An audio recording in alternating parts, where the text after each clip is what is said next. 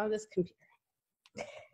Okay, hey everybody, this is Marianne Monraj. I'm the administrator for the Oak Park River Forest Garden Club, and I thought I would do just a very quick little introduction to seed starting.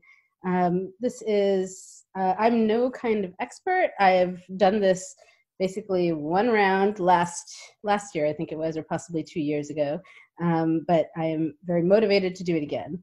And I thought the nice thing about me being a beginner is that I remember everything I got super confused by the first time around. We were lucky that locally a couple of different people were willing to do little seed starting workshops at the library for us. Lissa Dysart, who is, I'm trying to think what she's known by, the tomato lady. She does a ton of little tomato seedlings that she sells in the community every year. Came and talked everyone through how to do this and answered a lot of questions. So I'm trying to pay it forward a bit. Okay, so what we have here is I tend to get like way over ambitious with seeds. I'm going to show you what I have at the moment is so many seeds. I have over here, these are some beautiful heirloom seeds from Baker Creek. I have a ton of grocery store seeds. Many of these are from Sugar Beet Co-op locally. I have native seeds that I've ordered that are on their way. I have an entire box here of garden seeds that are left over from last year, so that I never got around to planting. So one of the questions that people ask a lot is, I have these really old seeds. They're 3 years old, 5 years old, 10 years old. Can I still plant them? And my understanding is that you can try, and they, fewer of them will germinate than if they're fresh. So if you have the space and the time, it doesn't hurt anything, but just expect that, okay? I will hopefully try one of mine. Marianne? Yeah. Whoa, question? Yeah. I heard a tip for that the other day. Yeah. Please feel free to chime in. Yes. Yeah, they said you could put a few of them in a plastic bag between 2 wet paper towels and keep them very warm. And if, about 6 of them sprout, then they're still good. Oh. If they're the smaller kind, like flower seeds or something like that, but you have to keep them very warm. That was just, you could test it. No, that sounds great. Do you think you could do it like on a seedling mat, one of those little heat mat things? I don't know. This is new to me. Like, I don't have a seedling mat. I'm looking to do it just with stuff I have around the house. So maybe a heating pad between 2 blankets, something like that. On a radiator is on a radiator. Yeah, if you have a radiator. So okay, cool. So and I'm guessing for all of this, if I say something, if Gretchen or Ben or anyone says something, and you're like, I need to know more about that, are so many tutorials on YouTube. There's so much information. It probably will not take you very long to find an answer to the question. Okay, second step for me was I pick up these seed packets. I'm like super excited by how pretty they are. So for example, this one is Microgreens Early Wonder Beet. Oh, there, I can bring it closer. And it is gonna give me really, really pretty greens that are actually red that I can put on salads. And since I just had a cookbook come out, I really love taking beautiful food photos, so I have to admit I mostly bought these for the pretty, but beets are also tasty, and I think these are going to be nice on our salads, add a little interest as we try and get our veggies stuck inside for a while. So, so I think the first thing is like knowing how to read the packet. And there are many, many aspects to this. One is how many seeds you get. So for example, somewhere on here, it will tell me. Usually it's really obvious. It tells you how many seeds there are. This one, I guess because they're so tiny, it says this packet sows up to 2 10-inch by 20-inch flats. So sometimes it will just tell you 50 seeds, 100 seeds, 200 seeds. This is going to be way more than I need. So what I'm going to do today is I'm going to take some that I want and put it in a little baggie for me, and then the rest of these I'm going to put out in my little free library. So I'm going to encourage people, if they have extra seeds, spread them around your community. That'll let lots of people try things. And eventually, you know, I'm actually thinking probably I'm going to get more seedlings even than I can have space for in my garden. And I will probably put out extra seedlings as well. So little free libraries are great for that. You can post to neighborhood groups, do porch pickups, etc. Okay, on the back of this, it has a lot of information. So it tells you things like microgreens are ready to harvest in about 15 to 25 days after sowing. That's super fast. Most veggies are going to take quite a bit longer. I really like microgreens as a thing to start with because you get instant satisfaction, right? Another one that's really nice, see, do I have these out somewhere? I might have to hunt for them, but another one that's really nice are chives. I think are a great starter seedling plant because they are easy to cook with. You just chop them up and you can toss them in eggs with salmon. You can saute them slightly for a minute and then use that as a base for almost anything. Put them in soup. So they're easy to cook with and they make beautiful purple flowers. And they're really hardy. They're really tough. They'll just keep coming back, coming back. If you put them out in the soil of your garden, they will probably come back year after year after year without you doing anything. They will spread, most likely, so you're going to end up with a very oniony smelling chive patch, which is fine with me. So just to be aware. Okay, so those are two things you could start with, and these will harvest quickly. And then they will tell you usually whether to sow outside or inside. So on this one, it says when to sow outside, not recommended. When to start inside, recommended. So that's going to vary on every seed packet. So just take a look. I would do what they recommend. This one, it says you can sow this any time of year indoors for a continual crop, so every 7 to 14 days. So you could just sort of keep doing it, put a little calendar reminder in like, oh, every Saturday or every other Saturday, I'm going to start another batch of microgreens. And then some of these will have special sowing instructions. So if so, follow the instructions. This one says a shallow container with 1 to 2 inches of fine seed starting mix. Sow seeds in a single layer, cover with 1/2 inch of mix. And then some of them won't have anything that specific. They also will usually have things like days to emerge. This one's 5 to 8 days. Seed depth, 1/2 inch. Seed spacing, 1/2 inch. Thinning. Now this one says thinning not required. For a lot of seedlings, you're going to plant them, a whole bunch will come up, and you don't actually want that many in each of your little cells, right? So I'm not an expert in this, but what I'm remembering from what Lissa told me, and if anyone else knows more, feel free to chime in. But you want to just pull out the weaker ones, essentially, right? Like pick your favorite, be very Darwinian about it, and say like, well, nature loves the strong, and just pinch off all the others. So the ones that you want to encourage to survive have lots of room in the soil for their roots to take all the nutrients they need, and they're not competing with everything else in there. I had a little bit of a hard time with this the first time around because I'm like, oh, look, all my little babies have come up and they look so happy, and maybe I can pull them out of the cell and like divide them up and give each one its own little pot and let them grow. And I suppose if you were really frugal, you could do that, but nobody does that. So, so typically you just you pinch off the weak ones and leave the strong ones. Anyone have anything to add on that? Questions or Gretchen? Yeah. That's funny because last year I was the first time I direct sowed and planted some zinnias. Uh-huh. I was like, I can't. I was like, I'm just gonna let them all grow. And same with the marigolds I planted. And it actually was bad for the blooming of the marigolds. They turned into these bushes and not enough light got to them. But I had the same. I think it's got to be sort of common for beginners, right? Because it's anytime you see a garden book where they're like scolding you about something, like they say, no, you really have to thin your plants. You know that's something the beginners don't want to do, and they're just used to that and used to forcing you through. Okay. Before we get to actually planting them, the other thing that I think I had a really hard time with was the dates.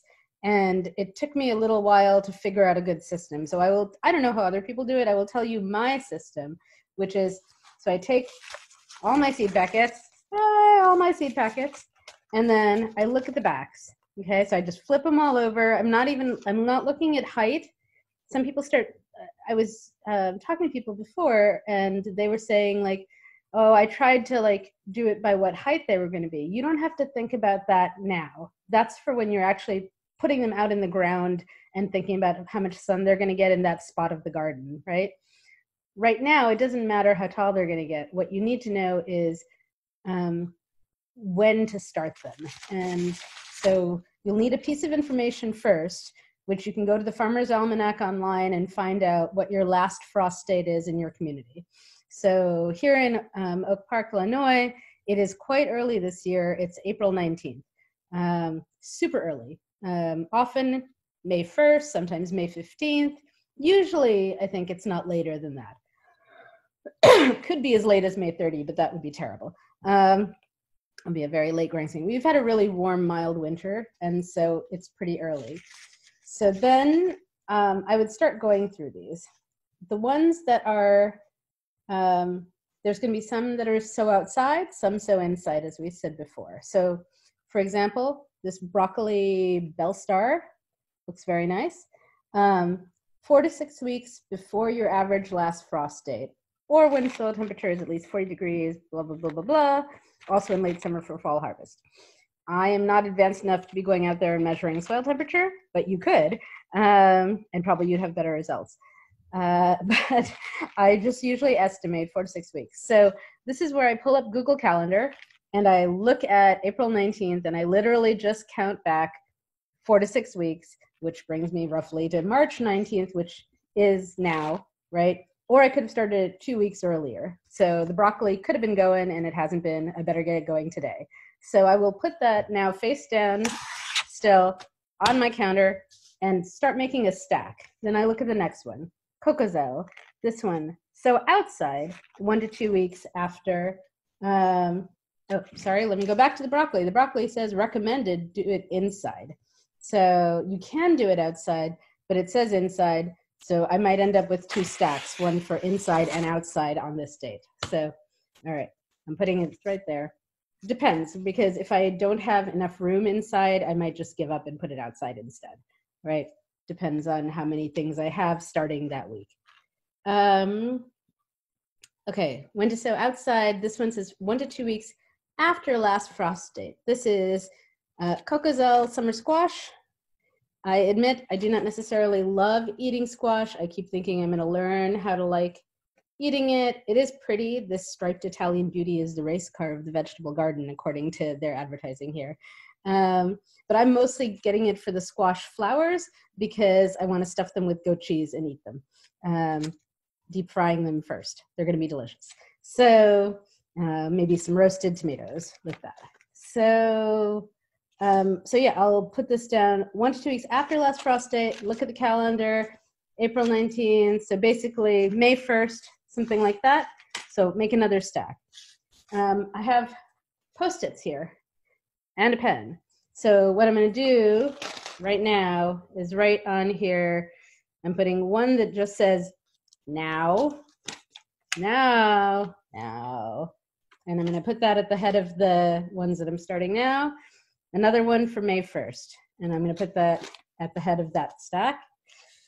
And I'm going to end up with this just sort of a row of dates running across my counter, right? I'll do a couple more. This is delphiniums, 1 to 2 weeks after your average last frost date. Sowing outside is recommended. That's great. Delphiniums, these are going to be very, very pretty. Dwarf delphiniums, they're tiny. You can put them in containers. They are loved by bees, birds, and butterflies. They make great cut flowers. And so I'm going to put those in the May 1st stack, along with the squash. This is peas, tender sweet snap peas.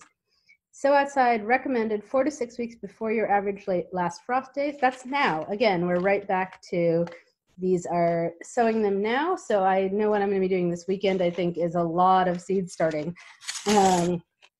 So these make yeah, these are nice, crunchy, edible pods that you can, my kids actually really like snacking on these. And these will take a little bit longer. This again, says it sows up to 11 feet. That is a lot of peas. I'm probably not going to need to use all of that. So some of these will go in the little free library. Now, some things will have special germination instructions. It's over here. Just pay attention to it when you get to that point. This one says, soak seed in water for 12 to 24 hours before sowing. This is not required, but hastens germination. So that's going to be helpful for quite a few seeds. It'll tell you if you need to do that. Pretty straightforward. A couple other things while I'm thinking about it. So you make your little stacks, and what I end up doing is rubber banding them like this. So these are the ones from last year, May 31st. These beautiful hollyhocks that I never got around to planting. Also some bush bean, royal burgundy, some morning glory.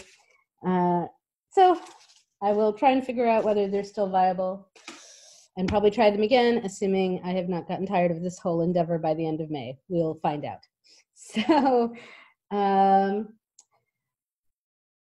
cold stratification. I want to mention this in particular because a lot of prairie plants, if you're interested in native gardening, want you to do cold stratification. And all that means is that normally, think about them in the wild, they would have grown up on the prairie, shed seed, and then they would have had this long period of winter.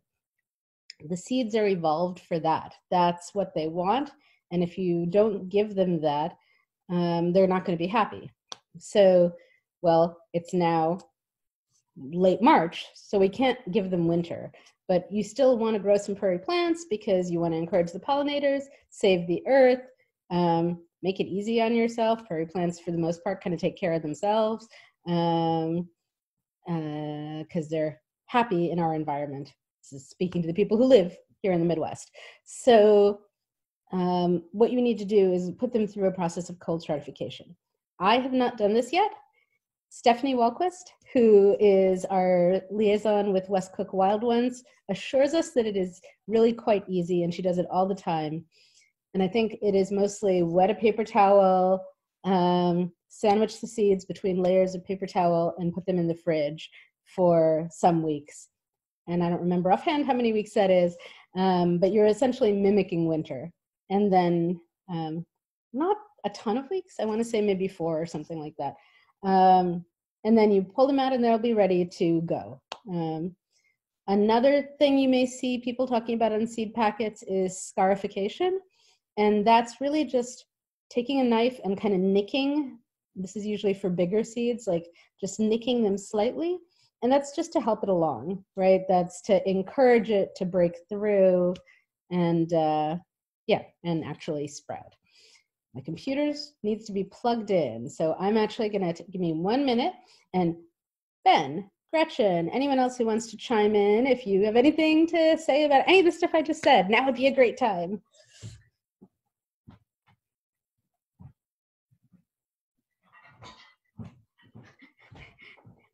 No, you're on mute if you were, Gretchen, were you? Yeah, no, I think you, that's more than I knew. Okay, so. Yeah, the putting the native seeds in the fridge, especially the perennials, that makes a lot of sense. Yeah, I'm not sure if you need it for all of it, but it will say, and there's 2 places that you can order them from that I know of, Prairie Moon and Prairie Nursery. And so I have a moderately large order waiting for me to hit buy. So, but I'm probably going to do that today. And my plan is to take my Parkway strip, which is really quite sunny because a couple of trees have come down in the last few years. And a lot of these, the prairie plants are either, there's woodland plants, which you can do in shade, or they are meant for the sunny prairie. But I'm going to try and convert most of that area to prairie planting, which should hopefully encourage other people to do the same. And I'm converting more of my front garden to edibles as well. So a lot of what I want to work on this year is figuring out how can I grow blueberries in the front where they will look beautiful, and maybe kids will be encouraged to pick and eat them as they wander by. When I was a kid, there were some neighbors down the street who had huge blackberry, raspberry, blueberry bushes, and they would always let us know when they were in bloom and said, just come by and help yourself. Not in bloom, in berry. And I have raspberries right now, which do really well very easily in Oak Park. But they're in my backyard. And so I'm trying to think, like, what can I easily put in front that will be manageable, that will still look pretty, and that will be good to eat. And how do I encourage people to help themselves? So that's part of my thinking right now. And it's the Chicago, I think it was the Conservatory at Garfield Park. Last summer, I went and they had this whole outdoor exhibit of edible gardening that was beautiful.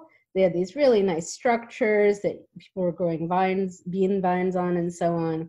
And so I'm really interested in that as a general trend. How do we make it more socially acceptable to take these very sterile lawns that are often chemically treated, et cetera, so on? Essentially, it looks like grass, but it's really a dead spot in terms of the environment. And how do we turn that over into something more productive that people are still going to be happy to have in front of their house, right? So anyway, and there's some people in Oak Park who have done really nice front yard vegetable gardens in the Parkway Strip, in their gardens.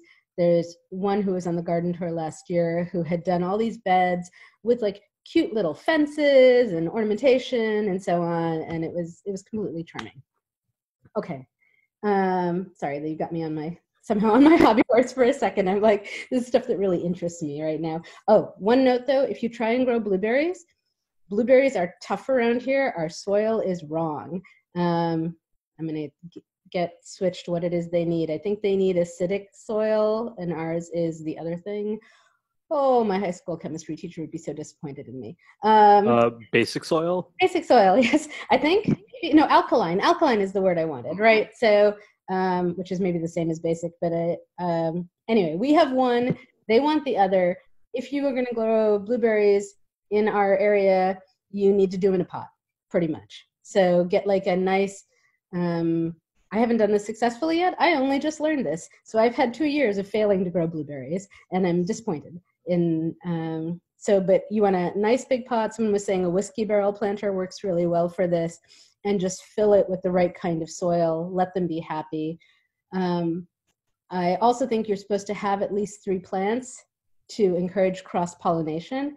So I heard that last year. Last year I actually bought 3 plants. The previous year I just put in 1 blueberry and nothing happened. On the plus side, as I was starting to do my garden cleanup a couple days ago, I discovered that one of those blueberry plants has survived. So it didn't give me any fruit, but it's still alive. So now I just have to buy 2 more and put it in something that has the right kind of soil. So, okay, big segue to blueberries.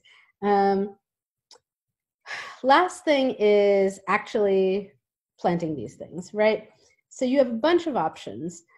I am, I'm crafty, but I like the first time I'm doing something, I have to admit, I find kits really helpful. Kits, classes, whatever else. And so I went to Home Depot and I just picked up a Jiffy little like portable greenhouse thing. Jiffy is all over.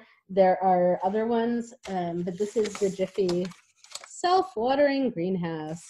It's a little plastic thing. I don't know off the top of my head, because I bought this months ago, how much it costs. But it's not a lot. You can do it in lots of stuff just around the house. I know that people do seed starting in empty milk jugs all the time. Gretchen, Ben, if anyone wants to suggest anything else you might use for this. Yeah, so for the past couple of years, I used solo cups and just took a kitchen knife and punched a couple small slats in the bottom for drainage. Yeah, and then you have to put it on something that's gonna hold the drainage, right? Like, right. Plastic tray or something like that. Yeah, don't ruin your nice wood table. So, This year, I picked up some small little cardboard cups. I can grab one, just because I'm trying to cut down on my plastic usage. Oh yeah, yeah. Well, and I'm seeing like you can now buy. When I was doing this local bite night thing in January, they encouraged where we were all putting out little foodstuffs. They were encouraging us to use all compostable materials. And you can now go and really pretty easily online buy all kinds of little compostable things. Gretchen, did you want to add something? Yeah, well, he's getting that stuff. I'm actually trying to cut our plastic use because 2 people shop. And but those apple containers at Costco, I saw that a lot of the seed kits want some sort of greenhouse effect. So I was like, if I take a drill and just punch out a hole on the bottom, that's basically like a seed starter kit is. Can you tell me though? Those are like the clamshell things. Yeah, the clamshells. Like, and even, yeah, so I was going to try that. But I'm curious about the product you bought. I was going to break it down. So, okay, never mind. So I'll see it. Okay. And then Ben, you were going to go ahead and show us what you've got there. Yeah, it's just a little cardboard cup. I got it with the other seed starting supplies at work. Yeah. And there is a little small drainage hole on the bottom. That's perfect. Ben works at Home Depot, so he's not here to advertise, but he can tell you what they have in stock. So yes, I do work in the garden department, so I'm hoping to learn a few things. That's awesome. Okay, so my cat has come to join us. Whoa! Okay, so so this is the Jiffy self-watering greenhouse. It grows 14 plants. Waters up to 10 days. So part of what I like about this is I'm very, very, very forgetful about watering. It is my greatest failing as a gardener. I need to set up systems, if at all possible, to water things for me. I cannot tell you how many plants I've killed over the years through inadequate watering. It's really super sad, especially in the early years. I've gotten better, and now I have children that are old enough that I can force them to do some of the watering for me, which helps.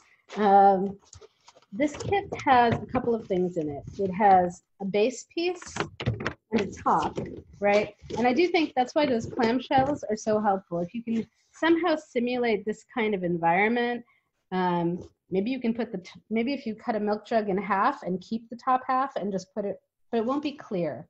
I think you want it to be clear to get the light in, right? So you can maybe build a structure.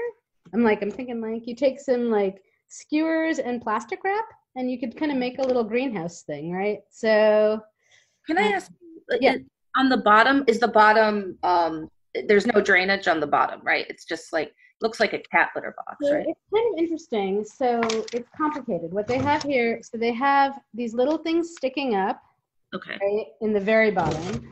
Then they have this layer that goes over that. I see what they're doing. Do you? Because I'm not sure I understand the purpose of that. So I think that's the water reservoir, right? I guess so. Yeah. And then there's a piece of absorbent felt material, which when I used this thing before, I mean, this really kind of soaks up the water and holds it. Sorry. It's sticking to all of the little thingies, but okay, there we go. Big piece of felt. And then here, I can read through what they say to do. And then there's the little soil discs, right? Each of which has a little mesh thing. And these you can buy replacements for. So once you have one of these kits, in future years, you can just use the whole kit again and just buy the replacement discs. So it gets much cheaper. So keep that in mind. The way it says to sort of assemble it is, this I did last year, it worked great. Assemble the peat pellets by gradually adding approximately 13 cups of warm water on the tray. Make sure water level does not exceed the capillary mat, that's that gray mat.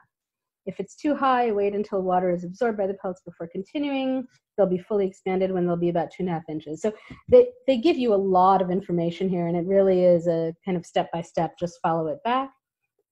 Once it's soaked up enough water, gently pull back netting on top of pellets, fluff and level surface peat. You take a little fork and fluff it around a little bit so it's not too compacted. And then sow 2 to 3 seeds per pellet, cover it lightly with that same peat, put the dome on tray and keep in a warm location away from direct sunlight. And when they say warm location, as we mentioned before, a radiator is traditional. If you have radiators, I do not, we have forced air heat. Sunny windowsill, in theory, could be fine, but in Chicagoland, we don't get reliable sun this time of year, in my experience. So probably you want to set up something with grow lights. Almost certainly, you need to set up some kind of grow light thing.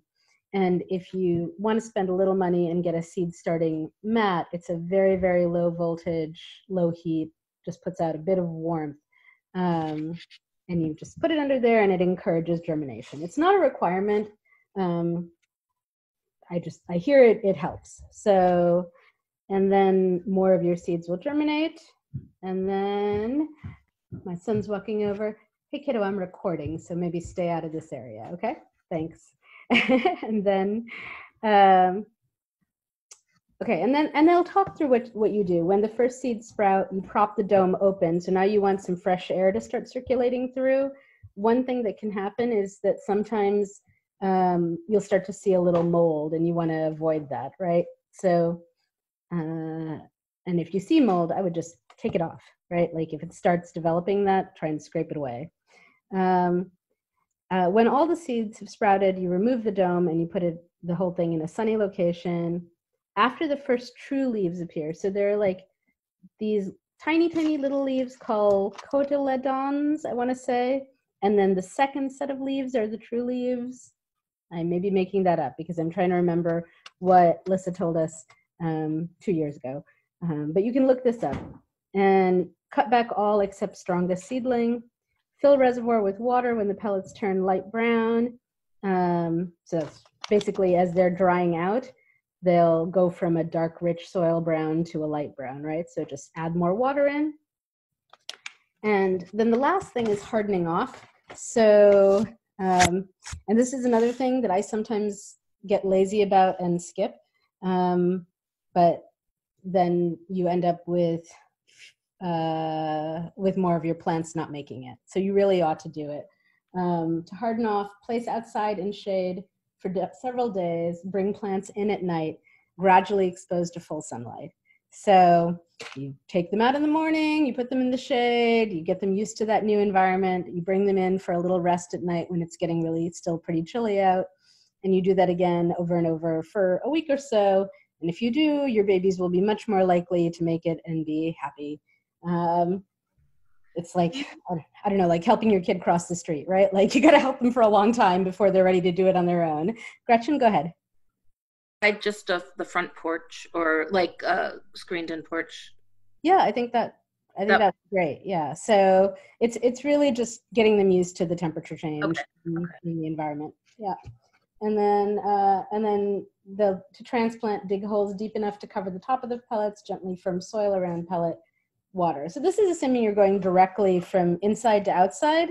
You may want to do an intermediate step where you go from these little pellets to pots, and then you can start another set in the pellets, and then then take the pots and take them outside too, right? So that depends a little bit on like how tight your setup is and how many plants you're trying to start. I think the only other thing that I haven't really talked about yet is lights. I admit I threw money at the problem and I bought a grow light setup. But if you are not in a position to do that, you can put like a full spectrum bulb just in any lamp, right? Like if you have like a gooseneck, like desk lamp kind of thing from Target or IKEA or wherever, you can put a grow light in there and just point it at your plants. You could get 2 of them. I've seen people do it with like 2 little gooseneck light bulb things pointed. You could get a cheap shop light, one of those long lights at Home Depot or elsewhere, and suspend it over your plant setup. You can, one thing you want to think about is ideally you want to be able to adjust the height, because initially when the plants are just starting, you want the light low, kind of, right over the seedlings. As they get taller, you don't want to burn the seedlings. You don't want them to touch the lights, right? So you're going to start raising them like this, right? Raise the lights up. And if you have the goosenecks, you can just do like that, right? Just so the plants don't touch those hot bulbs and burn. I think if there's anything else. If you buy a setup ready-made, they will come usually with chains, making it really easy to raise and lower the shop lights. So, okay, I think I may have told you guys everything I know about seed starting. Does anyone want to add anything, or does anyone have any questions? Anything you're particularly excited about starting now? Yeah, I've had a lot of success with basil in the past because you can, get some walnuts or some pine nuts and just make pesto all summer. Nice. Yeah, and basil I feel is one of those, I think basil is a good one, right? Because it's kind of expensive to keep buying seedlings or to keep buying fresh basil. And if you're growing it, then you can have just a ton of basil. And I love that fresh mozzarella, roasted tomato, basil salad with the balsamic dressing is one of my favorite summer things. And cherry tomatoes are another thing that I don't think I've actually grown them seed before, but we usually buy seedlings and just eat masses of cherry tomatoes. The kids love picking and eating them, as do we. So this year I bought a bunch of seeds for that, and I'm looking forward to trying that and being able to make salads that are all of that together. I have not yet tried to make mozzarella from scratch, but I've made paneer, and I kind of think that paneer will work great in that kind of thing, right? So which is just like whole milk, heat it up, add a little lemon juice, stir it to make the curdled cheese, and then drain it and press it. And then you have cheese. You have really fresh farmer's cheese, essentially. So I think that's going to be great. So anyone else? Yeah. I'm sorry. Go ahead, Gretchen, and then Margaret. I have always been flummoxed by seed depths. And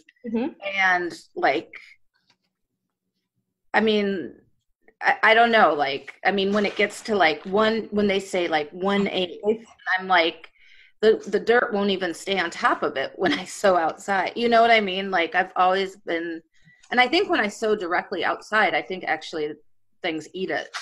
But the birds eat the seed maybe. But do you have any tips on that?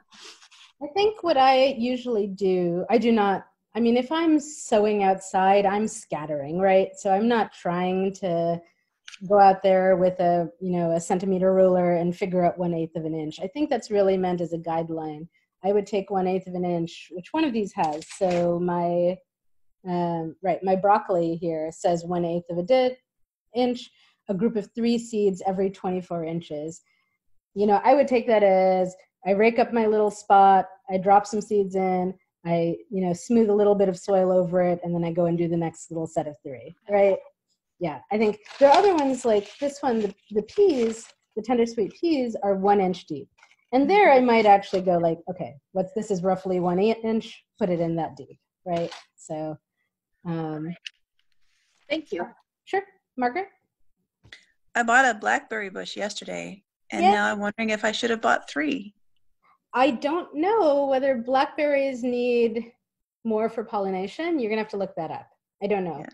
Yeah, the raspberries we have, it's actually our former house cleaner was an amazing gardener, apparently, and she always liked my garden, but she was disappointed in me that I was not growing fruit. And so she brought me all these raspberry canes from her garden just to chopped a bunch off, threw them in a Target bag, and brought them over, and I just literally stuck them in the ground, and by the next year had a raspberry bramble that has been producing really well. I don't even bother to net it. I assume the birds are going to get some of it, but there's enough that we can just go wander by and eat anyway. So, all right. So I think maybe that's it. So thanks so much, guys. This is 45 minutes. I thought this was going to be like 15 minutes worth of stuff. I guess it took a little longer. Hopefully it was helpful, and I'm going to post this in the Oak Park River Forest Garden Club group. Even if you don't live in the area, feel free to join. We don't police that, and there's a lot of like great chatter happening all the time. People are trading plants, asking for advice, putting up like ID questions like, what is this? And Ben, if you want to join and talk about like what you have at Home Depot, we ask people to keep sale posts to once a week. So, but aside from that, I think people would love to be able to ask you questions. So, okay, thanks. See you soon. Perhaps we'll do this again. So, okay, bye. Thank you.